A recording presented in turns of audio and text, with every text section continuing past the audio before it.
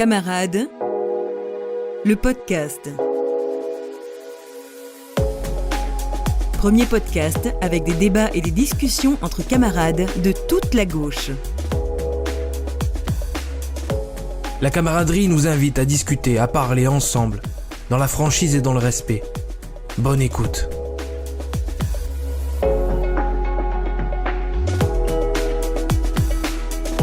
Camarades, épisode 16 aujourd'hui, très heureux de recevoir 4 camarades.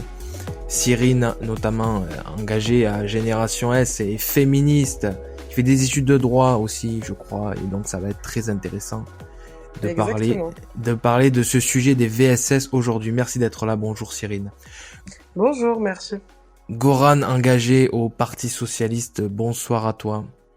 Salut Baptiste. Salut Goran. Et le plaisir d'accueillir aujourd'hui 2 nouvelles camarades. Marie, engagée auprès d'Europe Écologie Les Verts, les écologistes, et surtout co-responsable de la commission féministe des écologistes. Bonjour Marie. Bonsoir. Enchantée d'être là ce soir. Merci d'être là pour la première fois. Pour la première fois également, Mathilde, engagée au NPA, militante au NPA. Bonjour Mathilde. Bonsoir. Bonsoir. Alors on va changer un petit peu le conducteur.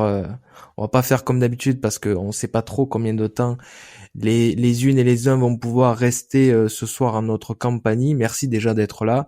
Je vais vous poser à Marie et Mathilde, puisque c'est votre première fois dans le podcast Camarades, je vais vous poser la question rituelle du podcast. Qu'est-ce que c'est pour vous la camaraderie? Qu'est-ce que c'est être camarade? On va commencer par Mathilde, engagée au NPA. Est-ce que déjà ce mot te parle? Alors oui, ce mot me parle. On s'appelle camarade au NPA et c'est quelque chose qui m'avait en plus assez marqué quand je suis arrivée, du coup il y a 5 ans dans le parti, parce que je connaissais pas forcément ce terme et du coup c'était marrant d'avoir un nom spécifique pour pas dire ni ami ni collègue ni quoi que ce soit, mais juste quelqu'un avec qui on milite. C'est quelque chose que j'utilise au quotidien, mais pas forcément que pour parler des personnes avec qui je milite au NPA, mais plus de manière générale les personnes avec qui je peux être d'accord dans les mouvements syndicaux associatifs de gauche. C'est des camarades. Merci Mathilde de cette très très belle définition et merci d'être présente. Je suis très heureux aujourd'hui d'avoir quand même un échantillon de différents engagements à gauche. Ça fait plaisir et pour répondre à quelques détracteurs, à quelques auditeurs qui se plaignent un petit peu que toute la gauche ne soit pas représentée, alors je rappelle que le podcast Camarades, c'est quand même le premier podcast de débat et de discussion entre camarades de toute la gauche.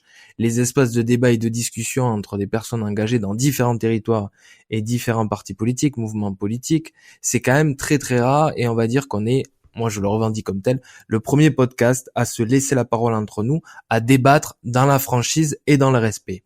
Marie, qu'est-ce que veut dire pour toi ce mot camarade? Camarade, oui, il y a quelque chose de l'ordre de partager un certain nombre de valeurs, comme ça a été dit, sans que ce soit une relation nécessairement d'amitié ou de travail, mais plutôt autour de valeurs communes. Pour moi, c'est très associé à l'idée de syndicalisme aussi, camarade, et en même temps, sur une tonalité un peu négative, c'est-à-dire que ce mot pour moi est un peu daté du coup de ces époques de lutte commune. Et dans les époques où aussi les luttes étaient très masculines. Et du coup, je sais pas, j'y associe aussi quelque chose un peu de boys club parfois, qui fait que j'ai du mal à m'emparer du terme à certains moments. Voilà, c'est un peu mon rapport ambivalent avec camarade, auquel je préfère parfois la camaraderie dans son ensemble que le terme purement camarade. J'ai l'impression qu'il y a un entraînement collectif qui empêcherait parfois une sorte de liberté d'opinion et de pensée aussi, et quelque chose d'un peu masculin. Merci Marie de cette définition et d'être présente. Bon, rentrons directement dans notre sujet, parce que c'est un sujet important, intéressant, et on doit en parler, surtout qu'il y a énormément de choses en lien avec l'actualité. Donc allons directement dans ce sujet-là, le sujet des VSS, violences à caractère sexuel, qui recouvre les situations dans lesquelles une personne impose à autrui un ou des comportements, un ou des propos oraux ou écrits à caractère sexuel. Il est bon déjà de rappeler ça. Avant de laisser la parole à Cyrine, qui quand même connaît un petit peu ce sujet, et pour dire tout dans le podcast Camarades, pour préparer cet épisode particulier, très important. On doit en parler. On a eu des échanges entre nous et Cyrine a eu la bonne idée, a eu le réflexe de dire qu'il faudrait dans ce podcast, dans cet épisode, des femmes, mais aussi des hommes, notamment de la communauté LGBT, parce que les VSS, ça touche, je la cite, les femmes, les personnes trans et les personnes gays et bi. Cyrine, VSS, c'est un sujet qui te tient à cœur et tu as eu raison de dire ce que tu as dit, ce que je me suis permis de rappeler. Cyrine? Oui, bien sûr, bah merci de le rappeler. Effectivement, j'assume totalement mon propos, surtout que il y a rien de problématique. Les VSS sont systémiques et sont commises sur un groupe de personnes bien ciblées. Et donc, je sais que bah, là, techniquement, si on t'enlève Baptiste, mais c'est toi qui anime le podcast, ce serait une idée de sorte de non-mixité pour pouvoir parler tranquillement de ces sujets-là, sans dire que je déteste cette polémique, mais ouais, not all men. Bon, déjà, moi j'ai toujours not all men do, but all men could. Oui, ok, pas tous les hommes ne sont des agresseurs, mais étant dans une société patriarcale avec avec des violences systémiques, ça vient des hommes hétéros aussi. C'est donc le fait qu'on en soit victime, euh, euh, nous donne une légitimité supplémentaire pour en parler et notamment éviter le mansplaining. Donc c'est là où j'ai préféré dire ça dès le début, dès que t'as émis l'idée, c'est de dire soyons sûrs d'être entre personnes concernées par les VSS pour pouvoir en parler parce que c'est toujours une personne concernée qui peut mieux en parler. Donc oui, moi je suis totalement ce propos-là. J'aime pas redire ce genre de choses, mais oui, j'ai des ennemis garçons qui sont très bien, des hommes très bien, mais il y a toujours une dimension, à un moment, il va y avoir du mansplaining. Et là, c'est à nous d'en parler. Et oui, effectivement, c'est un sujet qui me tient à cœur. Moi, je suis juriste en droit pénal et je suis spécialisée justement dans l'accompagnement de femmes victimes de violences. Et je sais qu'on se sent toujours mieux quand on est avec des personnes qui nous comprennent. Et donc, d'où mon envie, effectivement, de peut-être plus sélectionner les personnes qui interviendraient dans ce podcast, quoi. Surtout que je connais les personnes qui sont là aujourd'hui et cœur sur vous, je suis trop contente de faire cet épisode avec vous toutes et tous. Merci Cyrine d'être présente. Goran, pour faire la suite à ce que dit Cyrine et peut-être pour faire une transition aussi avec cette manifestation contre les violences faites aux femmes qui a eu lieu il y a quelques jours, à laquelle tu as participé, je crois, à Montpellier. Goran? C'est ça. Donc je suis allé à la manifestation hier à Montpellier. C'était presque unique en fait en France parce que quasiment toutes les organisations, sauf nous toutes, avaient appelé à cette marche. Donc c'est-à-dire qu'il y avait des syndicats, il y avait des assos féministes, il y avait des partis politiques, dont le PS, GS, etc. Enfin, toute une ribambelle de partis de gauche. Donc voilà, donc c'était un peu un, un moment d'allégresse où en fait on était toutes et tous unis pour crier notre colère de cette situation, pour crier qu'on voulait plus de cette société patriarcale et que ces violences-là, qui sont, comme a dit Cyrine, systémiques, doivent absolument cesser. Voilà. Mathilde? Oui, je pense que c'est important, hein, les événements comme le 25 novembre et je trouve que ça chouette effectivement qu'il y ait de plus en plus de syndicats, de partis politiques et d'associations qui se mobilisent autour de cette date qui permet de renouveler un petit peu voilà les mots d'ordre sur les luttes contre les violences de manière générale. Et voilà, je pense que ça permet aussi d'apporter des éléments qui sont vraiment des éléments qui permettent de comprendre ce que signifient les violences, c'est-à-dire que les VSS, ce sont pas des faits divers, c'est pas des cas isolés. En fait, c'est des phénomènes qui sont sociaux, qui sont créés et produits par l'organisation de la société patriarcale et capitaliste. Et du coup, ça veut dire qu'on peut lutter pour les réduire ou les évincer, quoi. Donc voilà, je pense que en tout cas, ça permet de montrer aussi que il n'y a pas de mode d'emploi individuel pour se prémunir ou prévenir des violences, mais que la lutte contre les violences et la lutte féministe, elle doit d'abord être une lutte collective. Je te laisse la parole encore quelques instants, Mathilde. Qu'est-ce qui te choque le plus en ce moment? Tu parlais de patriarcat et de capitalisme. Il y a quelque chose qui te choque en particulier? Non, je pense qu'il y a beaucoup de choses qui me choquent, en tout cas en ce moment, notamment sur l'extrême droite, mais c'est pas forcément le sujet d'aujourd'hui. Non, moi je pense que ce sur quoi je suis beaucoup en ce moment, c'est vraiment les violences sexuelles dans le cadre du travail, sur lequel j'ai été formée dans mon syndicat il y a pas longtemps, où en fait on se rend compte à quel point il y a une impunité des agresseurs et des violeurs dans le cadre du travail, qu'il y a une méconnaissance complète des employeurs sur leurs obligations de santé et de sécurité de leurs travailleurs, notamment de travailleuses femmes, et de prévention en fait des violences sexuelles sur le lieu de travail. Il faut savoir que l'immense majorité des femmes qui sont victimes de violences sexuelles sur leur lieu de travail, en fait, elles perdent leur emploi, et c'est une situation qui est tout bonnement catastrophique. Donc je pense que là-dessus c'est bien, parce que je vois que notamment, il y a plusieurs syndicats solidaires, la CGT, qui ont vraiment eu ces mots d'ordre-là lors des manifestations, et je pense qu'il faut vraiment continuer à creuser sur cet élément-là, parce qu'en tout cas, moi, ça me choque beaucoup en tant que militante politique et syndicaliste. Merci Mathilda. C'est très intéressant ce que tu dis, on y reviendra très certainement tout à l'heure, parce que j'aimerais qu'on mette l'accent aussi au-delà de ce que tu as dit, société patriarcale et société capitaliste. On a aussi le sentiment, et à gauche, il faut vraiment qu'on lutte contre cela, d'être dans une société, dans un système, on va le dire comme ça, pyramidal, avec des gens d'en haut, des élites qui sont protégés quand il y a des affaires par un système politique, par un système médiatique, et des gens d'en bas qui subissent, qui souffrent, avec des corps et des psychés qui sont totalement cassés. Avant de laisser la parole à Marie, engagée à Europe Écologie Les Verts, les écologistes, et je sais que vous avez une proposition, donc garde-la quelques instants, s'il te plaît, encore, par rapport à la marche. Est-ce que tu y es allé? Est-ce que tu as participé à cet événement, et quel est ton ressenti? Donc oui, bien sûr, j'étais hier dans la rue parce que c'est extrêmement important. On sait aussi d'ailleurs que les violences conjugales ont progressé de 15% en 2022. Moi, j'ai l'impression qu'il y a eu un énorme mouvement, donc au moment de la libération de la parole, enfin, la parole était libérée, bon, on l'écoutait quand même moins, mais l'événement de masse qui a pu être Nous Toutes il y a 6 ans, avait résonné. Ensuite, il y a eu la campagne aussi présidentielle de 2022, où peut-être qu'il y avait un petit peu plus d'entrain, parce qu'il y avait aussi cette idée de possible changement. Et en fait, là, j'ai l'impression, moi j'ai trouvé qu'on était peu nombreuses hier dans la rue, hier.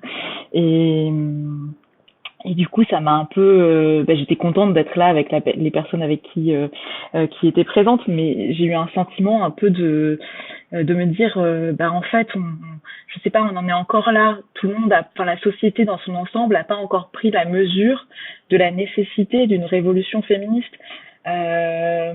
Et ça je sais pas, d'une certaine manière, ça me révolte aussi, parce que je me dis, chaque année, c'est comme si on s'habituait à une forme de statu quo. On a chaque année, un peu moins de 200 femmes qui meurent, sous le coup des hommes. Et d'une certaine manière, il n'y a pas de révolution. Et donc j'avoue que hier, je suis quand même revenue chez moi avec un sentiment un peu doux amer, parce que c'est toujours agréable d'avoir ces moments sorores, d'avoir ces moments de lutte où nos colères peuvent s'exprimer, et en même temps, un sentiment d'avoir l'impression de compter peu. Voilà. Tu as le sentiment d'une certaine façon que les actions, cette sensibilité, elle a du mal à se propager. Qu'en tout cas, la bataille culturelle du féminisme est pas gagnée, que au sein de la France aujourd'hui, ça mobilise pas, la cause des femmes ne mobilise pas encore suffisamment. On est 52%, on est presque à 100% victimes de propos sexistes, de discrimination sexisme une fois dans notre vie. Et pourtant, on était 80 000 dans la rue hier à Paris. Oui, constat doux amer. Ouais. La semaine dernière, on a fait un épisode particulier sur l'inceste et sur les violences sur les enfants. Et entre-temps, j'ai eu des discussions avec des camarades et avec des personnes, des citoyennes engagées comme ça. Et on a le sentiment aussi que c'est aussi une sensibilisation et une sensibilité propre peut-être à une certaine génération. Je vais laisser la parole à Cyrine dans quelques instants. Et je discutais avec quelqu'un qui a 60, 70 ans et qui me disait « Oh mais de toute façon, l'inceste, il y en a dans toutes les familles. la femme qui veut pas coucher avec son mari, bon après tout c'est son mari, donc elle lui appartient. Et ça, c'est ignoble, ignoble. Mais on a le sentiment aussi que ces propos sont liés à une génération. Est-ce qu'il faut pas que notre génération s'empare de ces sujets-là en disant ce que vous avez pensé, ce que vous avez fait, vous avez tort. Notre génération est dans son bon droit et notre génération doit guider les choses pour que ça aille vers du mieux. Cyrine, on t'entend plus là. Vous Cyrine, m'entendez? Bah ouais, l'application, elle s'est fermée tout d'un coup. Ah ouais, il y a... Trop bizarre. Ça m'a jamais fait ça depuis le temps que je suis là. Elle s'est C'est... fermée d'un coup, désolé. Il y a Zemmour qui t'a fait un... Ouais, je te jure, il y a Eric Zemmour qui a entered the chat, a entered my téléphone. Non, C'est pardon. politique parce que t'allais dire un truc très intéressant et très intéressant, je suis sûr. Exactement. Non, mais ça, c'est encore un coup de Darmanin. Non, je disais que oui, non, bien sûr, notre génération là, se saisit de ces sujets, surtout qu'on est la génération MeToo de 2017, donc on est ce qu'on appelle la troisième vague de féminisme. Il y a eu plusieurs vagues. La première, ça a été pour l'obtention des droits en tant que citoyenne, donc droit de vote, euh, en gros d'être reconnue comme citoyenne. Ensuite, la seconde génération, plutôt dans les années entre les années 60 et 80, c'était plus sur la libération sexuelle, avec l'IVG, avec la contraception, enfin, et donc il y a des grandes figures comme que ce soit Gisèle Halimi aux États-Unis, il y a Gloria Steinem. Là, on est dans la troisième vague de féminisme, et ce qui est pour moi la plus cruciale, parce que même des féministes des anciennes vagues, aujourd'hui nous critiquent, nous disent que elles ne se reconnaissent plus dans notre féminisme, donc on est devenu extrémistes. Mais même elles, à leur époque, on les cataloguait d'extrémistes. Et la responsabilité de notre génération n'est plus tant que dans l'obtention de droits, parce que moi, ce que j'entends tout le temps et ce qui m'exaspère, c'est non mais ça y est, vous l'avez l'égalité, vous les avez les droits. Oui, on les a en droit, on a des droits en droit, mais pas en fait. C'est-à-dire que dans les faits, on est toujours victime de discrimination, victime de violence, et on parle des choses. Avant, c'était plus dans l'obtention de droits. Aujourd'hui, c'est dans l'effectivité de ces droits et dans la reconnaissance des violences que l'on subit, dont on parlait quand même beaucoup moins avant. Donc c'est la responsabilité de notre génération. Effectivement, la marche du 25 novembre est fondamentale en ce qu'elle montre le rapport de force qu'il y a dans la rue par le peuple, et c'est ce qui met la pression sur les gouvernants. C'est, voilà, on montre notre colère, agissez. Donc on n'a jamais autant parlé de féminisme, on n'a jamais autant parlé de droits des femmes, parce qu'on y va chaque année, et je partage totalement le sentiment de Marie. Il n'y a pas eu beaucoup de personnes, alors que moi j'étais à la marche 2019, on a été 100 000. C'est la plus grande marche féministe de l'histoire, en tout cas en France. Enfin, aux États-Unis, 100 000, c'est rien pour eux, les manifs, mais euh, c'était la plus grande de l'histoire en France. Et là, on est un peu en train de régresser, tant parce que, et je pense, hein, ce que je m'apprête à dire, parce que des personnes se disent, bon, bah, les autres vont y aller, moi, j'ai pas besoin d'y aller, j'ai d'autres choses à faire. Très bien, il n'y a jamais d'injonction à rien. Mais c'est une phrase que Benoît Hamon avait un jour dit, que j'aime beaucoup. C'est quand il y a une avalanche, chaque flocon de neige, je dis que c'est pas de sa faute. Alors qu'en fait, ce qui crée la neige puis l'avalanche, c'est chaque flocon de neige ajouté. Et donc, on a toutes et tous une responsabilité d'aller à cette marche. Il s'agit pas de juste faire des belles pancartes, des photos et de danser. Il s'agit de montrer qu'on est là. Et c'est vrai que la marche d'hier me laisse je partage totalement ce qu'a dit Marie, un goût un goût un peu amer. Et après, bah, j'ai été à Nous Toutes pendant des années et je les ai quittés en mai pour beaucoup de raisons que je préfère pas partager maintenant. Là, je pense que l'heure, elle est plus à l'unité et à ce qu'on reste toutes et toutes soudées. Donc voilà, ce sont des considérations personnelles, mais je suis partie de Nous Toutes.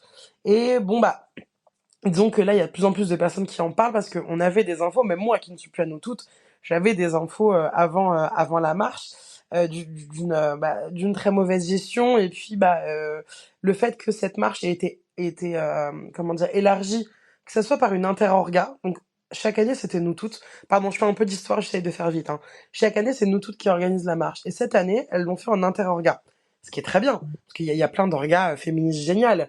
Mais, et c'est un gros mais, elles ont voulu élargir le sujet aux violences de genre, violences d'État. Donc, violences policières, etc. On s'est toutes dit, mais moi qui suis aussi militante antiraciste et je suis pas engagée, je me suis dit, mais c'est pas le moment.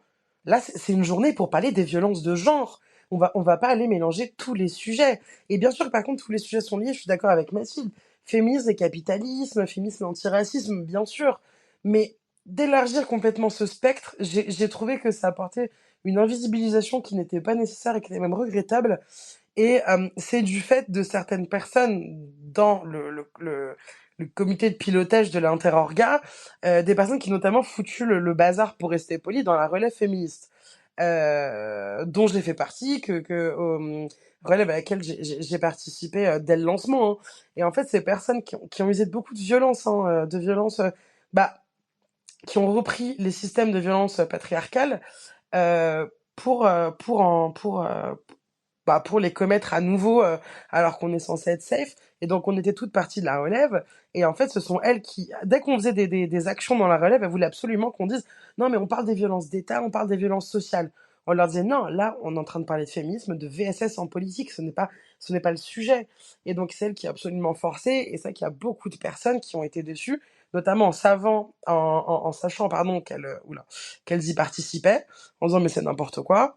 Encore une fois, j'essaie de ne pas trop donner mon avis personnel, mais disons que j'ai encore beaucoup de colère par rapport à tout ce qui s'est passé, je leur en veux encore. Mais donc voilà. Donc beaucoup de personnes m'ont dit, mais on n'a pas compris cet appel, pourquoi est-ce qu'on invisibilise les violences de genre? Surtout que bon, on dit moins violence faite femme, on dit violence de genre maintenant. Et donc c'est ce qui a notamment fait que beaucoup de personnes ne se sont pas mobilisées, et parce qu'il y avait aussi des menaces de la part d'extrême droite, de Némésis, etc. Enfin, bon, longue histoire. Mais c'est vrai que voilà, la marche d'hier qui est chaque année un de mes moments préférés, parce que comme on l'a toutes et tous dit là il y a quelques minutes, on se mobilise toutes et tous, on est là, enfin, il y a quand même de la bonne humeur, on parle de sujets graves, mais on montre aussi notre joie et notre énergie. Là, cette année, j'étais quand même fière d'y aller, et nous, on était juste derrière les écolos dans le cortège. Bon, à la fin, on a fini ensemble, hein, parce que c'est la famille. Mais c'est vrai il y a un petit goût amer, j'ai envie de dire, parce que on est en train de, de, de, de reproduire de plus en plus dans les milieux féministes ces violences patriarcales avec l'envie du pouvoir et puis d'écraser les autres, et ça se chamaille dans tous les sens, et c'est pas le moment, quoi. Donc c'est vrai que j'ai peur qu'on pense qu'il y a une baisse de la mobilisation et donc une baisse des efforts, et c'est absolument pas le cas. On est mobilisé plus que jamais, et il y a plus que jamais besoin de faire des actions concrètes, et ça je pense qu'on en parlera après.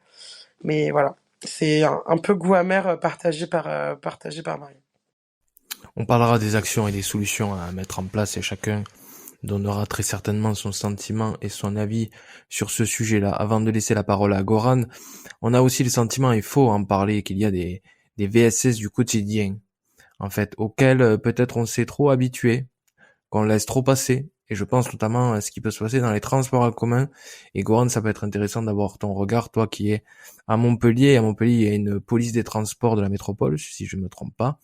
Donc, il faut agir contre ces VSS du quotidien qui sont insérés dans les transports en commun, qui se propagent comme ça dans les rues, qui sont parfois des mots, des petits gestes, et qu'on n'entend pas forcément ni à la radio, ni dans les journaux, sur les débats télévisés, mais il faut en parler aussi. Goran? Oui, du coup, sur ce sujet des VSS dans les transports, à Montpellier, c'est vrai que il a été mis en place une unité des transports dans la police municipale pour notamment rassurer les voyageuses qui, notamment le soir, sont en forte insécurité. Faut savoir qu'à Montpellier, il y a quand même un centre historique très vivant, et ben, dans un centre historique très vivant, il y a de tout.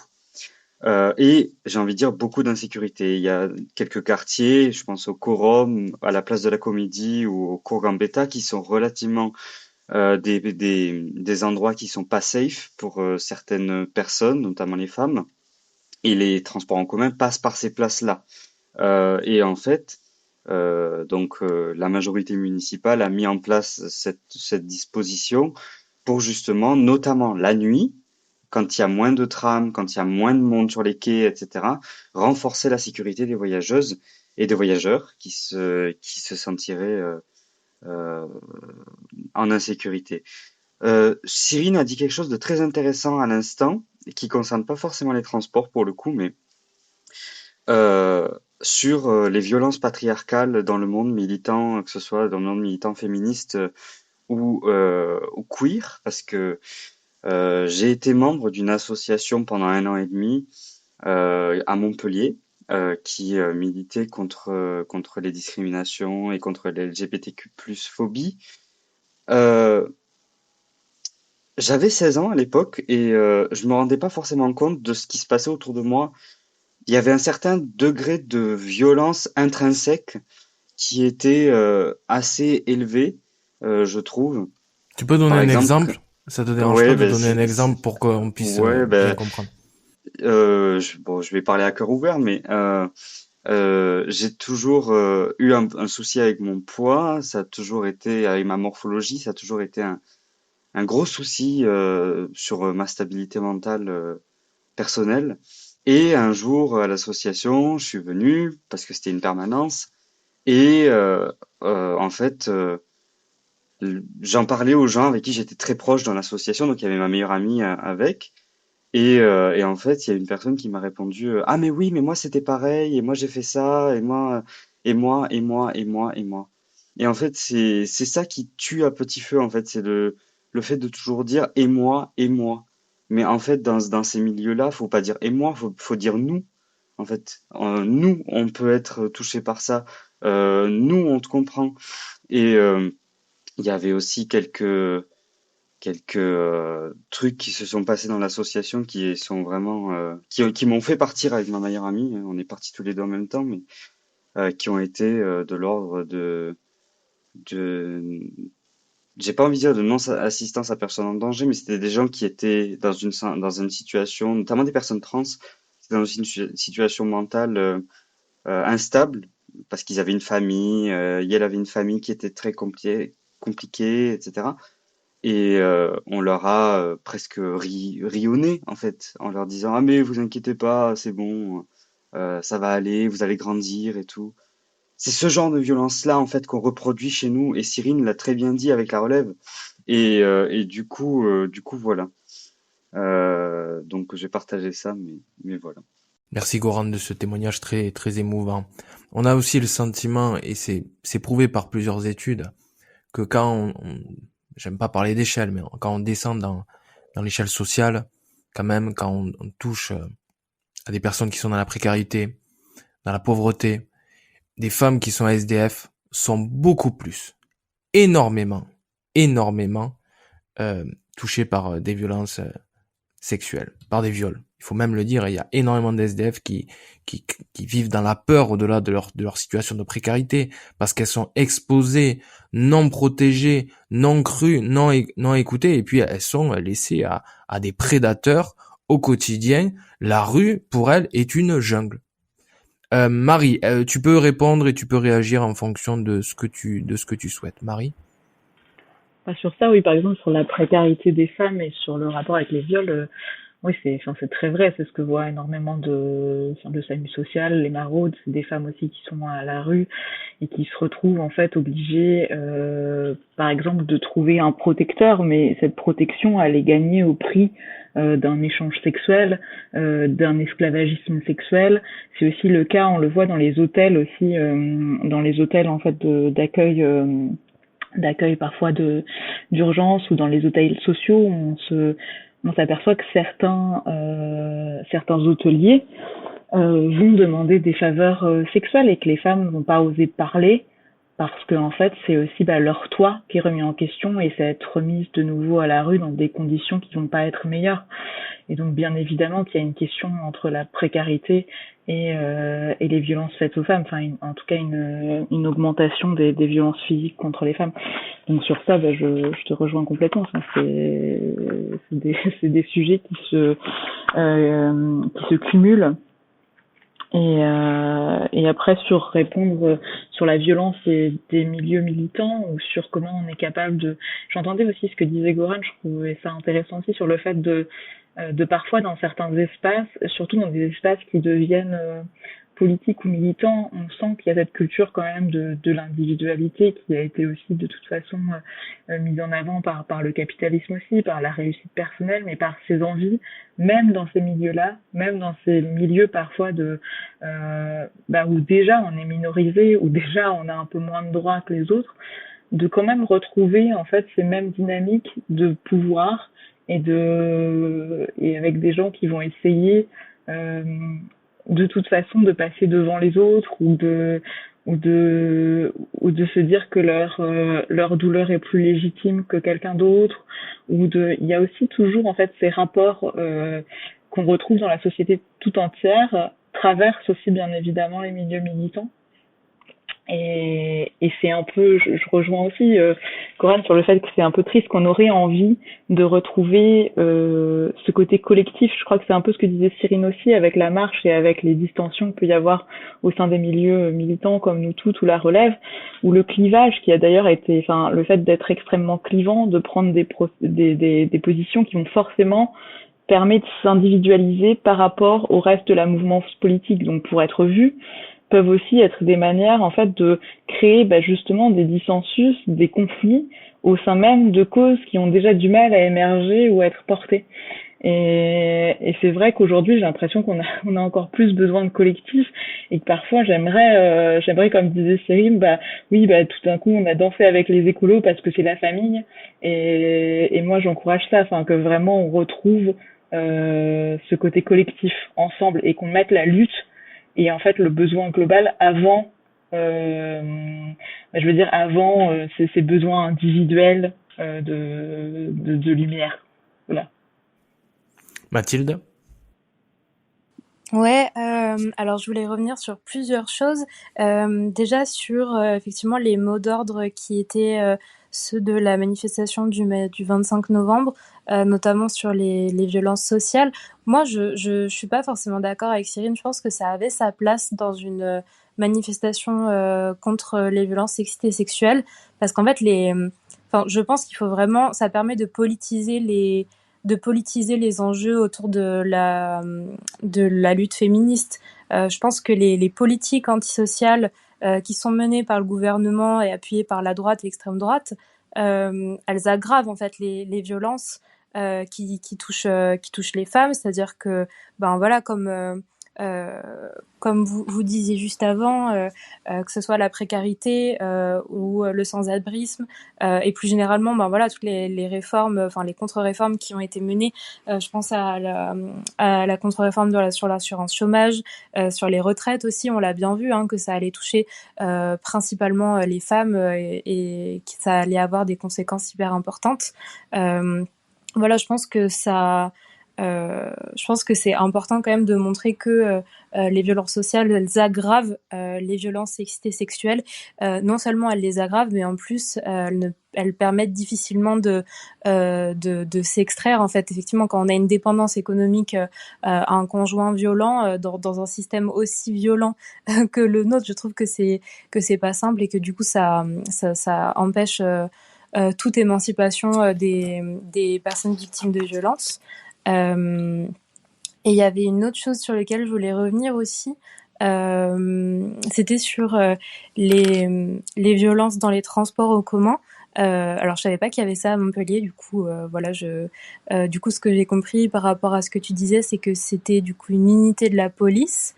Là je pense qu'il faudrait vraiment qu'on ait des discussions collective dans les cadres féministes et les cadres politiques sur ces mesures-là. Moi, j'y vois pas du tout des mesures féministes. En tout cas, c'est pas du tout ce que nous on porte, c'est-à-dire que entre guillemets militariser et mettre des flics à des endroits pour sécuriser. En fait, la seule chose que ça va produire, c'est des violences racistes en plus de la part de la police.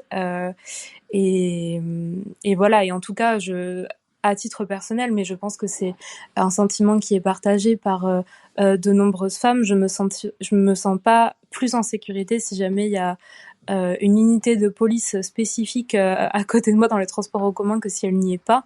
Et encore une fois, je pense que ça passe par des luttes collectives féministes et pas par les institutions bourgeoises et encore moins sa police armée, quoi. Cyrine? Ouais, oui, je voudrais répondre à Mathilde. Je suis totalement d'accord avec ce que tu avais dit au début. Et bien sûr qu'il faut une convergence des luttes et que le féminisme est éminemment lié aux questions de violence sociale. Mais là, c'était une journée internationale pour dénoncer les violences faites aux femmes directement. Et par exemple, le 9 avril 2022, enfin, oui, c'était le 9 avril, hein, on avait fait une marche, nous toutes, le comité Adama et Alternatiba, pour la convergence des luttes. Et moi, je suis bien plus friande de ce genre d'événement en parallèle plutôt que la journée elle-même. Comme si demain, s'il y avait, là par exemple, je crois que c'est le 15 décembre, le 3 décembre, ça sera les 40 ans de l'arrivée de la marche contre le racisme et pour l'égalité de 1983, quand elle est arrivée à Paris. Bah, si on me dit, non, non, non, l'antiracisme il y a à tout, on va faire une énorme marche, je dis, ah non, ce sont des sujets dont on doit parler de façon précise à ce moment-là, et que bien que, et je te rejoins, mais à 10 000%, il y a il y a un lien et une convergence entre toutes ces luttes-là. C'est notamment l'intersectionnalité. Mais là, c'était pas le moment. C'était le 25 novembre sur les violences directement, tu vois. Et quand j'ai vu certains cortèges ou ce que d'autres disaient, je me disais, mais ça avait pas de lien directement, tu vois. Mais je comprends ce que tu veux dire. Juste, ça aurait été mieux un autre jour que le 25 novembre, et ça a quand même déçu beaucoup de personnes. Mais pendant cette marche, on a toujours parlé des femmes racisées, des femmes en situation de handicap, des femmes LGBT, parce que c'est directement lié aux femmes. Là, c'était juste un gros sujet beaucoup trop général, et beaucoup de personnes n'ont pas été sensibles à cet appel, ce que je comprends. Et par rapport aux violences dans les transports, c'est un fléau du quotidien. Comme je disais dans le chat, moi j'avais été interrogée pour l'Humanité parce qu'il y avait le chiffre qui venait de sortir. Il y a eu 156 plaintes pour VSS dans les transports. Donc encore une fois, des plaintes. Ça ne reflète pas ce qu'on appelle le chiffre noir, qui est le vrai chiffre des violences, puisque la plupart du temps, on ne porte pas plainte. Et je suis totalement d'accord avec Mathilde sur le fait que la présence de la police ne va pas forcément rassurer. Là où pour moi, la réponse, elle reste quand même avec la police. Parce que quand tu disais non, la réponse, c'est pas les instances bourgeoises et leur police armée. Je comprends totalement, mais en même temps, euh, oui et non. Enfin, je suis pas forcément à 100% d'accord. C'est toujours dit que pour l'instant, c'est à elles et eux qu'il faut s'adresser pour aller porter plainte. Qu'ils soient directement dans les dans les tramways, pardon, dans les wagons. Je suis d'accord, c'est pas rassurant. Moi, dès que je vois la police ou la sécurité RATP, je me dis, oula, qu'est-ce qui se passe? Pourquoi est-ce qu'ils sont là? Euh, Ce que je dis dans l'article, et Surtout la police de Darmanin. surtout la police de Darmanin. Euh, Après, ce qui reste, comment dire, avantageux, c'est qu'ils sont pas très loin. S'il se passe quelque chose, voilà, tu peux aller les voir. Mais moi, s'il m'arrive quelque chose, j'en ai déjà subi des VSS dans les transports. T'as pas la présence d'esprit tout de suite de dire, ok, faut que je fasse ça, ça, ça ou ça. Moi, ce que je préconise beaucoup plus, c'est déjà qu'on mette des caméras dans les wagons directement, parce que le problème numéro un, c'est de ne pas avoir la preuve directement de ce qui se passe. Les gens n'agissent même pas, ne te défendent même pas. Moi, à chaque fois que j'ai subi ces VSS dans les transports, c'était que des femmes qui me défendaient, tu vois. Donc, moi, c'était de mettre des caméras dans un premier temps. Là, c'est mon esprit de juriste pénaliste qui parle, c'est que, voilà, comme ça, on a la preuve de ce qui se passe. Plutôt qu'avoir un gros bouton, là, le gros bouton rouge qui va faire arrêter le trafic, enfin, on trouve, et là, j'ai pas forcément de réponse, mais un système qui fait qu'on puisse dénoncer directement, genre une application sur l'application RATP, qui pourtant dépend du réseau, donc il faut capter la 4G ou la 5G, que là en fait on puisse dire directement dans un message, voilà, je suis entre telle station et telle station sur telle ligne dans telle direction, il vient de m'arriver ça, et que là il y ait quelqu'un qui vienne par exemple. Et ça se fait dans d'autres villes. Par exemple, oui, ce qui est fait à Montpellier, effectivement, je trouve ça quand même pas mal. Donc qu'on fasse toute une critique structurelle de la police, je suis totalement d'accord. Mais là, force est de constater, il faut faire quelque chose, et que si on sait que la police est pas très très loin, qu'en tout cas les agents de sécurité sont pas loin, ça peut quand même déjà rassurer. Et le fait que ça soit dans les transports tous les jours, partout, c'est qu'il y a une vision assez objectifiée des femmes. C'est que les hommes se disent, ce sont des femmes, je fais absolument ce que je veux d'elles. Pareil pour les personnes trans. J'ai des copines trans qui me disent, mais ou des copains trans qui me disent, il y a cette espèce de fétichisation hyper malsaine et sur nous directement, et donc on va se faire beaucoup plus emmerder, on va se faire agresser même sexuellement, enfin, donc c'est pour ça que tout à l'heure je parlais de convergence et que des luttes, et que c'était bien qu'on soit toutes et tous entre nous pour en parler, mais il y a cet effet de bah on fait ce qu'on veut de vous. Là, on est dans notre endroit, on est dans notre monde, c'est nous les patrons, et donc si on a envie de vous faire chier, on le fait. Et je le vois à leur regard quand ils font quelque chose comme ça, c'est vraiment obscène. Enfin, moi, ça me met des frissons, et on peut même plus être tranquille dans les transports. On peut pas. Je peux te couper? Bien sûr, bien sûr. Est-ce que je peux te couper? Parce que Oui. tu parles de la police. C'est intéressant. Il n'y a pas eu, dernièrement, il n'y a pas longtemps, il y a quelques mois peut-être, un témoignage d'une femme lors d'une palpation qui a subi une violence Ah sexuelle. oui, oui, oui, Quelqu'un s'en rappelle ou pas? c'était pendant les manifs retraite. Ouais, Ah, ouais, t'avais des femmes ah, qui ont été victimes de la part de la police d'agression sexuelle et même de viol. ah, Et on est puis d'accord. même de tous les jours, t'as des femmes victimes de violences conjugales de la part de leur conjoint qui est policier ou gendarme. Là, il y a un truc qui est sorti il y a pas longtemps, je peux vous l'envoyer. Bah, tu fais quoi quand les personnes qui sont censées prendre ta plainte, c'est les collègues de ton mari? Bah, c'est ça qui est bien compliqué, tu vois. Donc, ah non, bien sûr, mais ça, les VSS par la police, y a même pas besoin de le nommer, enfin, c'est n'importe quoi. Mais, non, pardon, je sais plus ce que je disais juste avant ça, mais il n'y a pas de bonne solution. Effectivement, malheureusement, pour l'instant, bah, c'est la police qu'il faut aller voir pour les plaintes. Et encore, tu peux envoyer une lettre au procureur. C'est ce que je conseille souvent aussi aux victimes, c'est la police a refusé ta plainte. Bon, bah déjà, ils ont pas le droit. Ils sont obligés de prendre ta plainte. Bon, bah voilà, on fait la lettre au procureur, etc. Et ça fonctionne beaucoup mieux. Mais voilà, oui, non, il y a cet effet, on se dit, on fait ce qu'on veut des femmes, on est dans les transports, donc on peut pas être tranquille dans les transports publics, on peut pas être tranquille quand on est marié à un policier, et par rapport au transport, tu vas devoir prendre le bus. Le bus, il est blindé, il est dans les bouchons, donc ça pollue beaucoup plus, il passe toutes les 40 minutes. Tu prends la voiture, bah ça pollue, les bouchons, les violences sexistes et sexuelles, enfin, en tout cas les violences sexistes surtout, sur la route, c'est une catastrophe. Il y a des hommes, et moi ça m'est déjà arrivé, hein, quand ils voient que tu les dépasses un peu, ils vont tout faire pour te dépasser encore plus. Je vous jure que c'est vrai, je l'ai déjà vécu, hein. Juste pour dire, non mais d'où elle me dépasse elle? Enfin, il y a un problème sur ce domaine-là, sur la route, et donc ça pollue. Tu veux prendre ton vélo ou ta trottinette, bah il pleut, donc c'est compliqué. Pareil, le sexisme, il est toujours là. Tu te mets en danger. Enfin, donc moi, c'est pour ça, notamment, je fais le lien entre écologie et entre écologie et féminisme. Déjà, c'est que bah tu prends les transports en commun parce que ça pollue moins, mais même dans les transports, t'es victime de violence. Donc on a l'impression on peut pas être tranquille, peu importe où on va, quoi. Merci Cyrine. Par rapport à ce que je disais, 4 jeunes femmes ont déposé plainte pour agression sexuelle lors d'un contrôle de police effectué à Nantes le 14 mars après une opération de barrage filtrant contre la réforme des retraites, et l'IGPN a été saisi. Alors si quelqu'un a la suite de ce qui s'est passé avec l'IGPN, on serait bien curieux de savoir s'il y a eu des suites ou s'il n'y a pas eu des suites. Marie, je vais te laisser la parole, et si tu peux, à cette occasion de cette prise de parole, nous donner, ça va nous ouvrir un petit chapitre de cet épisode, nous donner une solution. On va essayer de se poser la question des solutions. Qu'est-ce qu'il faut faire?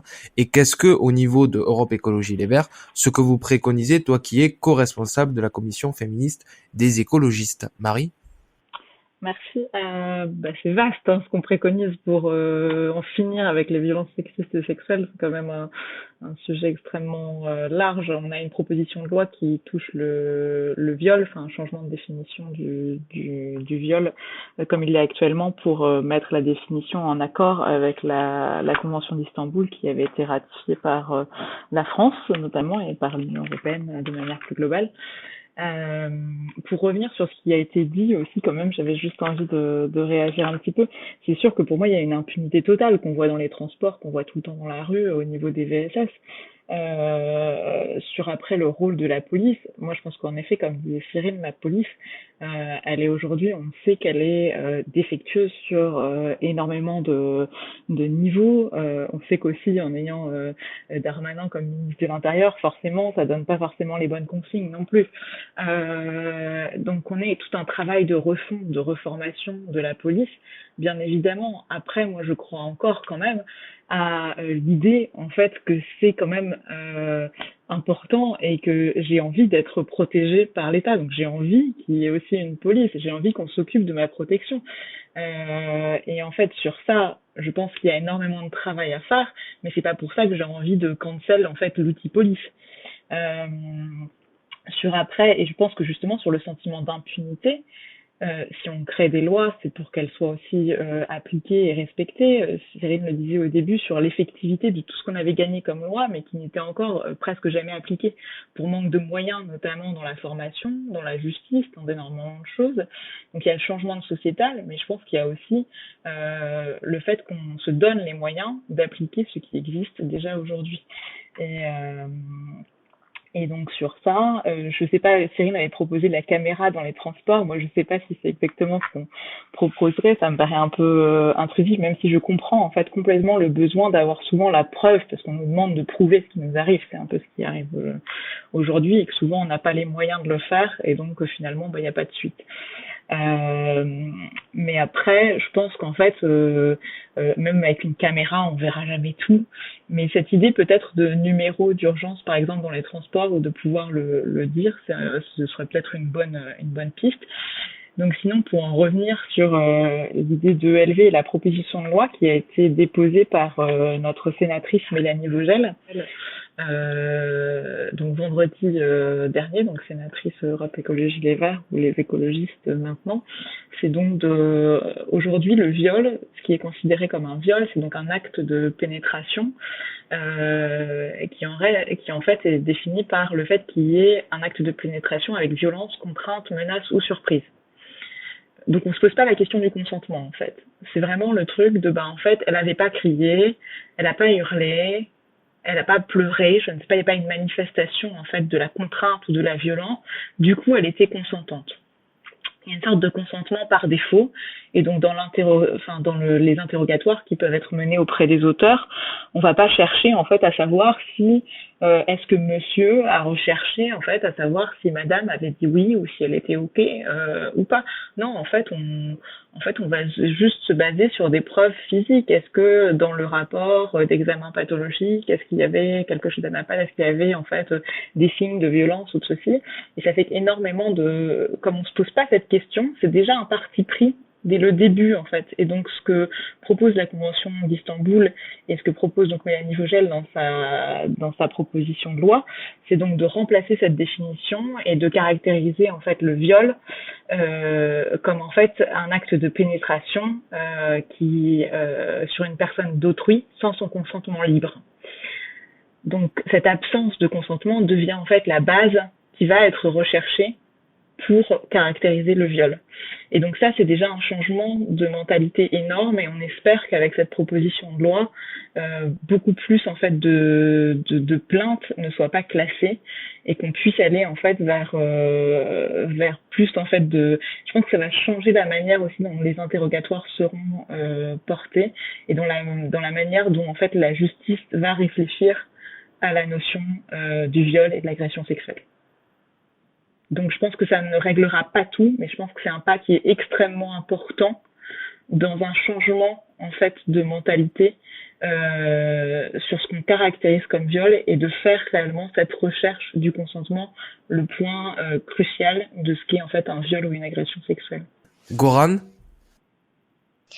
Oui, donc moi déjà merci Marie d'avoir dit ça, parce que vraiment parce que voilà, le viol, ce n'est pas que des preuves physiques, c'est aussi des conséquences physiologiques et mentales et sociales aussi. Je voulais revenir sur ce que Cyrine disait sur la fétichisation et que c'était une forme de violence. Alors, moi qui ai connu ces milieux-là, enfin les milieux queer, etc. quand j'étais adolescent, pareil dans la même période où quand j'étais à cette association, euh, j'ai eu accès à une application Angers, hein, pour pas choquer les plus jeunes auditeurs, on va l'appeler l'application Angers. Et c'est vrai que là-bas, c'était mais d'une telle violence, c'est-à-dire que déjà, tu arrives sur l'application et on va dire 80% des profils n'ont pas de photos ou c'est des photos de corps, voilà, pimpés au possible. Et en fait, tu remarques que parfois, il y a des profils qui disent pour trans, enfin, excusez-moi, mais pour salope trans, pour, euh, pour, euh, pour petit trans miné, etc. Enfin bon. Mais franchement, quand on regarde ça, on se dit, mais en fait, on traîne dans ça tout le temps. Et c'est un moyen de rencontre normal, genre, ça choque personne que, même on en rigole. Genre, entre nous, combien de fois j'ai entendu des gens rire en mode ah mais ouais mais tu sais c'est Grindr, c'est comme ça. Enfin, je veux dire non non c'est ni drôle ni euh, c'est ni drôle ni quoi que ce soit. Euh, et je veux dire c'est complètement choquant cette fétichisation en tout cas des personnes trans. Et c'est vrai que les comportements toxiques, en tout cas dans cette communauté, euh, dans la communauté queer, en tout cas la communauté Grindr, c'est d'une violence, franchement c'est effarant parce que alors Céline, si tu pouvais couper ton micro et merci. Et du coup voilà, enfin c'est ce que je voulais dire. C'est que il y a aussi cette violence-là, qui est une violence, on va dire, sexiste, transphobe et sexuelle, parce que parfois ça peut mener sur des comportements qui sont abusifs. Et voilà, donc moi par exemple, j'en ai fait les frais aussi, donc à cause de cette application et de ces comportements normés dans la communauté et transmis par cette application. Enfin voilà. Merci Goran de ce nouveau témoignage. Avant de laisser la parole à Mathilde, ça serait bien qu'on s'intéresse aussi à la façon dont sont traités, les témoignages et les témoignages de femmes qui ont vécu des choses atroces, qui détruisent des vies entières, des psychés qui mettent du temps considérable à se reconstruire.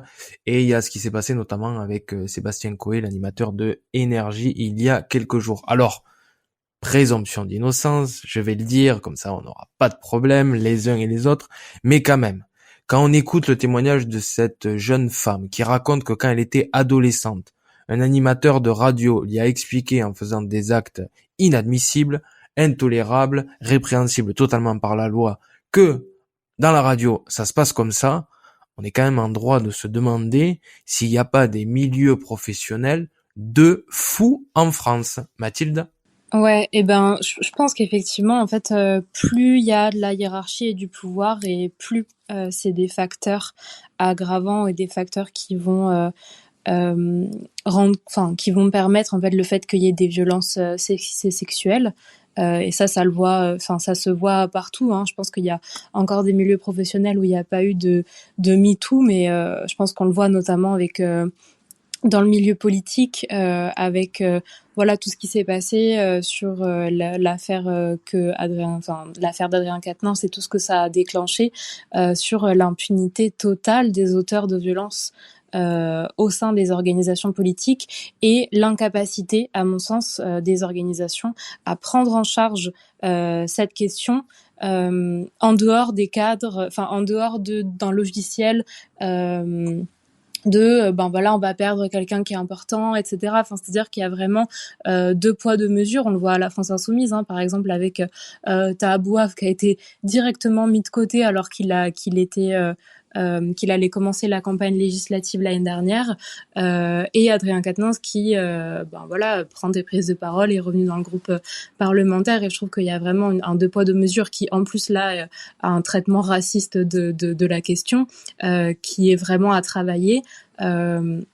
Voilà, j'ai participé parce que du coup à notre dernier congrès, on a voté la création d'une cellule spécifique pour traiter des violences sexistes et sexuelles, parce qu'avant c'était traité dans un autre cadre au sein du NPA. Et je trouve que ces moments-là d'auto-organisation féministe au sein des organisations politiques, il est hyper important et primordial pour réfléchir à qu'est-ce qu'on fait dans un premier temps sur la prévention, parce qu'il faut d'abord, il faut pas juste se dire qu'on va le plus important dans un premier temps, c'est d'abord de prévenir les violences, de former les militants militantes qui arrivent, c'est-à-dire que au NPA, on a une formation féministe obligatoire pour toutes les personnes qui arrivent dans l'organisation pour qu'elles deviennent membres. Et ensuite, comment on prend en charge, comment on accompagne, comment on mène l'enquête et comment on prend des mesures à la hauteur des violences qui ont été faites. Voilà, et ça, je pense que c'est un travail qui est hyper important. Il y a notamment une interorga des cellules de différentes organisations politiques et syndicales qui se créent et qui fait de l'échange de pratiques. Et je trouve que c'est vraiment hyper intéressant de mener cette bataille-là au sein des organisations. Mais du coup, pour revenir un peu à ce que tu disais aussi, je pense que dans les mots d'ordre, mais qui sont pas simples à atteindre, c'est vraiment la fin de l'impunité, notamment sur les personnes qui sont médiatisées et qui ont du pouvoir. Et là-dessus, à part mettre la pression sur les organisations quand on n'en fait pas partie, on a assez peu de billes en fait. Je pense que la seule bille qu'on a, mais qui est quand même hyper importante, c'est la lutte féministe collective, quoi. Merci Mathilde. Alors tu as parlé de Quatennens, ça va faire réagir Cyrine, je suis sûr. Ça va faire réagir Cyrine dans tous les cas, de toute façon, que ça soit Quatennens ou pas. Mais ça, c'est sûr. Non, mais merci Mathilde pour tout ce que t'as dit. Je veux vraiment drop mic. T'as absolument tout dit. De toute façon, je savais qu'on allait être d'accord. Mais non, oui, les VSS en politique, c'est un vrai sujet. Et Sandrine Rousseau a très bien réagi il y a pas longtemps par rapport à l'affaire Guerriot.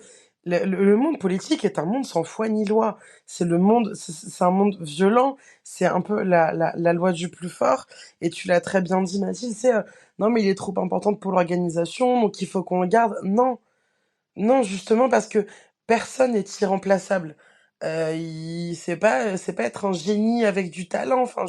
Et que ça soit Darmanin, Abad, je vais le confondre avec le prénom. Darmanin, Abad, Guerriot, Quatennens, Bayou, et tous les autres, ils sont toujours en poste. Ils ne démissionnent pas. Ça renvoie quoi comme image? Ça renvoie l'image de l'impunité la plus totale. C'est agresseur, ne vous en faites pas, vos carrés ne seront pas brisés. Même outre la politique, hein, les Depardieu, Polanski, Stéphane Plaza et compagnie, c'est vous serez tranquille.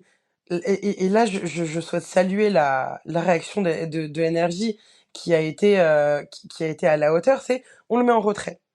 Et ça correspond à la présomption d'innocence. Mis en retrait, condamné, il dégage. Stéphane Plaza, ses émissions, elles continuent encore à passer. Moi, ça me rend folle. Et en politique, ils sont encore là. Ils sont encore dans l'hémicycle à représenter les Français, à parler, alors qu'ils sont violents avec les femmes et qu'ils connaissent leur position de pouvoir. Et je tiens notamment à rappeler, ça fera écho avec ce que Marie disait, que, pardon, que pour le cas Darmanin, je le répète à chaque fois, s'il y a eu un non-lieu de la part du juge d'instruction, c'est parce que la loi ne prévoyait pas le consentement. Le juge lui-même, dans l'ordonnance de non-lieu, a dit... alors, le classement sans suite, c'est quand c'est le procureur, juste après avoir porté plainte. Le non-lieu, c'est par le juge d'instruction, après qu'il ait mené ce qu'on appelle une instruction à charge et à décharge. Donc, il y a quand même eu toute une enquête pendant des années par un juge d'instruction qui a rendu une ordonnance de non-lieu, donc qui a innocenté Darmanin. Et qui a dit, sans l'avoir lu, qu'il croyait la victime, qu'il croyait totalement la victime et le préjudice qu'elle avait vécu, mais qu'il était obligé de prononcer un non-lieu parce que, en vertu de la loi pénale, ce n'était pas un viol. Sous-entendu, la loi pénale sur le viol, donc l'article 222-23 du Code pénal, ne fait pas entrer ce cas-là dans le cas du viol. Et effectivement, moi, ça fait des mois, ça fait 9 mois que je travaille sur le sujet. J'ai travaillé au Conseil à l'égalité entre les femmes et les hommes. Là, j'ai terminé il y a pas longtemps. Donc, il y a un rapport qui va sortir dans quelques mois sur les victimes de viol et sur comment est écrite la loi pénale. Et je militais déjà bien avant de travailler au HCE sur ça, et même encore aujourd'hui.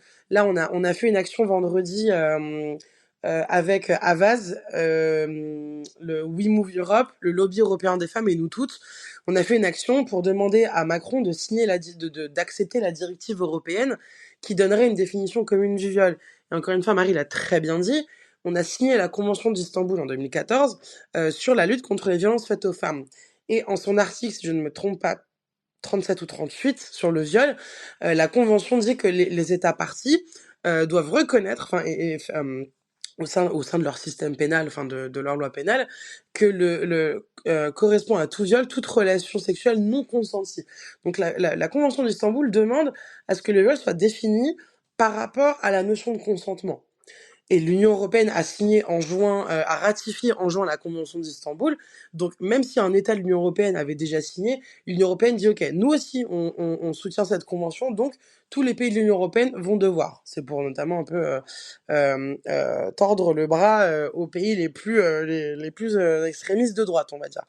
Et donc, Emmanuel Macron s'y oppose. Avec qui? Avec la Pologne et la Hongrie et l'Autriche, je crois, avec des pays d'extrême droite. Il refuse cette définition commune du viol. Il refuse qu'il y ait le mot consentement dans la loi. Par rapport au travail que j'ai fait, je ne pourrais pas donner certaines informations, même si j'aimerais. Mais croyez-moi qu'il n'en veut pas. C'est tout ce que je pourrais dire.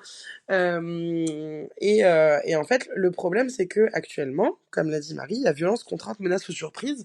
En gros, c'est quand il y a l'agresseur use de violence, de contrainte, de menace ou de surprise, que là, on commence à se dire ah oui, non, c'est pas sûr qu'elle soit consentante. En fait, alors que même quand on ouvre un code pénal, à toute la liste des jurisprudences, il y a marqué défaut de consentement.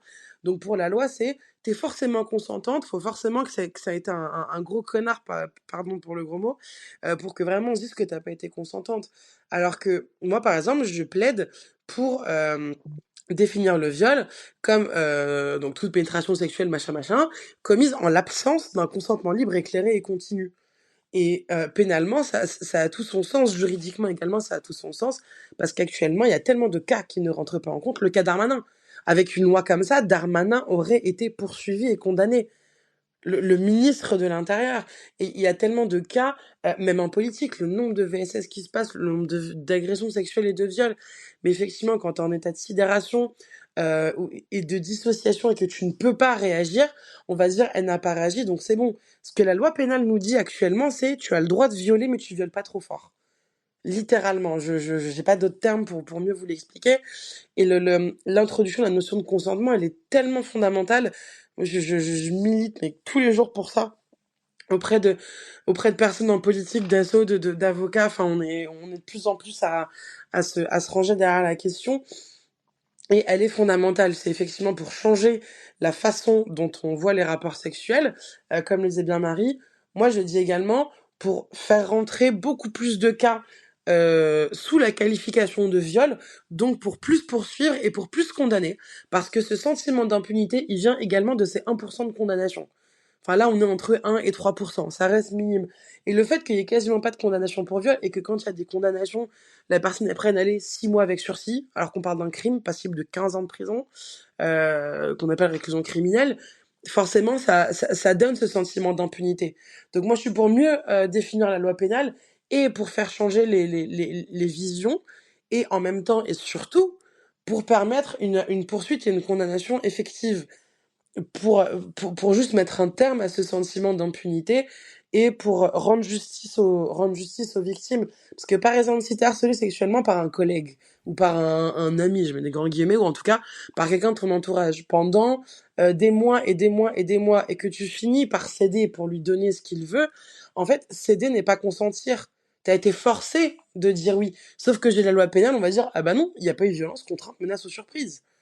Donc, ce changement législatif, pardon, il est fondamental pour mieux, pour un meilleur traitement judiciaire. Mais il n'y a pas que ça. effectivement, Goran l'avait dit aussi, je l'avais dit, il y a tout l'enjeu de la preuve, le fait de mieux prouver les viols, que les UMJ acceptent les victimes sans plainte, parce qu'aujourd'hui, il faut forcément avoir porté plainte pour être vu par un médecin légiste qui est le seul ou la seule à même d'effectuer les prélèvements et les constatations nécessaires.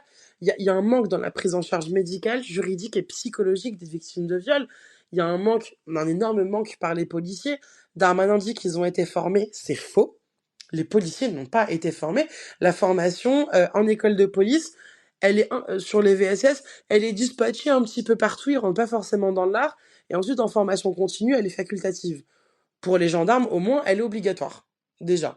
La formation des magistrats également, quand on voit des décisions de juges, mais ça donne envie de pleurer. Rapidement, hein. Je Oui, sais que c'est un sujet. mais en fait, rien ne va dans tout le traitement judiciaire. Mais la base de la base, c'est la définition du viol, parce que par exemple, 85% des classements sans suite par les procureurs sont prononcés parce que l'infraction n'est pas caractérisée. Donc, sous-entendu, la loi pénale ne fait absolument enfin, fait rentrer très peu de cas dans la qualification de viol. Donc, le fait de mettre le terme de consentement, et moi, je parle d'un consentement libre, éclairé et continu, ça fera drastiquement réduire les classements sans suite, ça permettra des poursuites, ça permettra des condamnations, enfin, ça pourrait faire évoluer énormément. Et oui, non, bref, très rapidement, sur la question des VSS en politique, on est dans un monde sans foi ni loi, et c'est juste la loi de la jungle du plus fort. Et il y a une énorme omerta, donc bon, on avait essayé de lancer la relève féministe.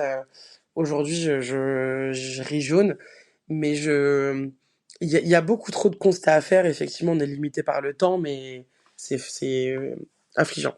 Quelle est la parlementaire ou le parlementaire qu'on pourrait inviter un jour sur le podcast qui est vraiment sur ce sujet-là? Marie-Charlotte Garin et Sandrine Rousseau, elles sont exceptionnelles. Love sur vous. Si vous m'écoutez, je vous aime. Non, elles sont exceptionnelles. Mélanie Vogel, effectivement. Mais non, Marie-Charlotte Garin, elle est vraiment bien calée sur ces sujets-là. On a déjà parlé plusieurs fois de ça, donc franchement, si tu nous écoutes, MC, viens. Oui, effectivement, Fatia Kelwa Hachi est génialissime aussi. Donc on a une petite liste là de féministes qui sont géniales, donc si vous nous Bon, écoutez, rejoignez-nous. faut qu'on en trouve une, hein. Pardon de dire que ça comme ça, c'est pas très élégant. Totalement. Il faut qu'on trouve un parlementaire qui vienne s'exprimer sur ce sujet-là. Parce que comme tu le dis à juste titre, il faut que ça bouge du côté du Parlement. C'est par la loi. C'est Exactement. l'encadrement de la loi qu'il faut que ça bouge. Bon, il faut déjà qu'on conclue. Merci Cyrine de cette très intéressante prise de parole. Je vais laisser la parole à Goran et puis Mathilde conclura, à son tour pour clôturer ce 16e épisode du podcast Camarades. Goran?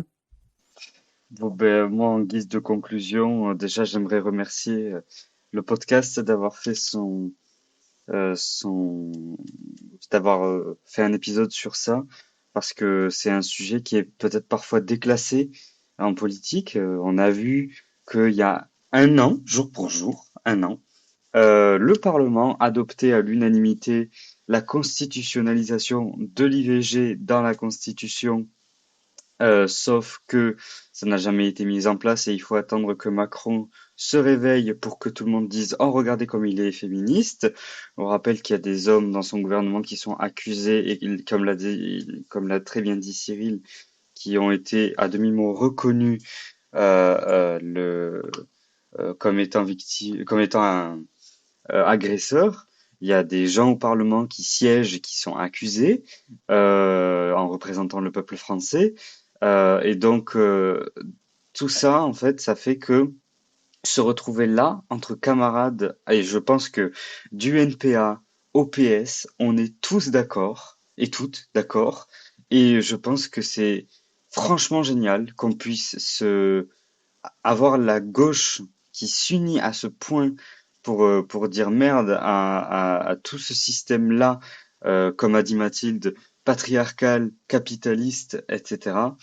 Et c'est pour ça que je tiens beaucoup à remercier les intervenantes et toi, Baptiste, d'avoir fait ce podcast. Et à bientôt. Voilà. Merci Goran. À très bientôt. Mais c'est ça qui est intéressant, c'est que on s'aperçoit sur un sujet lourd où il y a énormément d'avancées à faire. Pour autant, quand on échange, quand on discute entre nous, on n'a pas le sentiment de faire partie de partis politiques, de mouvements différents. Et c'est ça qui est fort. C'est que derrière ces difficultés, derrière tout ce travail énorme qu'il y a à faire, et moi je le dis tel que je le pense, pour la prochaine campagne présidentielle, il va falloir qu'on se bouge les fesses à gauche pour pouvoir proposer un programme et des actions concrètes, efficaces, en lien avec la réalité quotidienne de ce que subissent les femmes, mais surtout ambitieux. Il va falloir qu'on soit très très ambitieux sur ce sujet-là. Mathilde, pour conclure. Ouais, effectivement, je trouve que c'est quand même intéressant de discuter avec des personnes d'autres partis politiques. Bon, j'ai pas l'impression qu'on soit quand même toutes et tous d'accord sur tout, sinon on ne serait pas dans des partis aussi différents, mais je trouve que c'est quand même bien d'avoir des... Voilà, c'est ça, mais je pense que c'est quand même bien et important d'avoir ces débats-là entre partis et pas juste entre dirigeants et dirigeantes des organisations, quoi. Mais à la base, donc ça, je pense que c'est important. Pour conclure, je pense quand même quelques éléments un petit peu sur des revendications, en tout cas qu'on porte au NPA. Sur l'auto-organisation des personnes qui subissent les violences notamment, je pense que c'est vraiment important de continuer à construire les cadres d'auto-organisation féministes de la communauté LGBTI en donnant des moyens aux associations de lutte contre les violences sexistes et sexuelles, en gros des moyens pour s'organiser, pour s'informer, pour recueillir les témoignages, pour protéger les victimes. Donc ça, je pense que c'est absolument indispensable de porter ça. Et deux autres choses aussi que je voulais quand même rappeler sur la lutte contre les violences sexistes et sexuelles, c'est je pense que construire aussi les cadres d'organisation des grèves féministes. Je pense que c'est important pour le rapport de force féministe et pour lutter contre toutes ces violences-là et aussi contre l'assignation domestique, plus largement sur la lutte féministe en tant que telle. Je pense que c'est important et ça participe au rapport de force dans la société. Ce qui est important pour nous aussi au NPA, c'est tout ce qui est sur la liberté de circulation. Je pense qu'il faut vraiment que les associations féministes se saisissent de ce sujet sur la possibilité de pouvoir accueillir des femmes victimes de violences et qu'elles puissent demander l'asile en France, qu'il puisse y avoir une liberté de circulation et d'installation et les mesures nécessaires pour toutes les femmes qui sont victimes de violences dans d'autres pays, y compris des mesures nécessaires pour des personnes en situation de migration qui sont aussi parfois dans des situations de prostitution forcée. Je pense qu'en tout cas, le fait de mener la bataille sur la liberté de circulation et des papiers, la régularisation des personnes dans ces cas-là, je pense que c'est important et que c'est vraiment une lutte à mener qui est encore trop peu faible, je trouve, dans les lieux féministes pour l'instant. En tout cas, merci beaucoup pour l'invitation, Baptiste. Merci aux autres personnes pour les échanges et les discussions. C'était vraiment intéressant. Merci Cyrine, Goran, Marie et Mathilde d'avoir été présentes et présents pour ce 16e épisode du podcast Camarades à retrouver sur YouTube, Spotify et Deezer et sur Twitter où on annonce les prochains épisodes du podcast Camarades enregistrés le dimanche et diffusés tous les mardis à 18h. Cyrine, il faut qu'on fasse un épisode spécial, je crois, sur les violences conjugales. Totalement, il faudrait bien plus qu'une heure pour parler de toutes les VSS, de toutes les violences. Les violences conjugales, il y a tellement de choses qui vont pas, que ce soit le bracelet anti-rapprochement, les ordonnances de protection, trop de choses qui vont pas, même rien que sur les violences sexuelles, on n'a pas eu le temps, mais faudrait un épisode que sur les violences conjugales, effectivement, pour bien saisir l'enjeu, parce que violence conjugale égale violence physique dans la tête des gens, alors qu'en fait non, donc ouais, totalement. Et je voudrais te remercier pour cet épisode, Goran, Marie et Mathilde aussi, tout ce que tu viens de dire, Mathilde, j'applaudis avec joie, avec les deux mains, donc merci beaucoup. Merci Cyrine. Et il faut qu'on parle aussi à gauche de ce que subissent les seniors, notamment les femmes. Ah oui, totalement. subissent des viols, hein. Ouais. Et on en parle très très peu, Ouais. que ça soit un institut, un EHPAD ou à Exactement. domicile. Parce que c'est toujours cet effet de, on Faut va qu'on en parle. profiter de la vulnérabilité des femmes, peu Absolument. importe le moment de leur vie, en fait. Je suis totalement d'accord avec toi. Absolument. Merci à toutes et tous d'avoir été présents. Merci. Bonne soirée tout le monde. Bonne soirée. Bonne soirée. Camarades, le podcast. Premier podcast avec des débats et des discussions entre camarades de toute la gauche.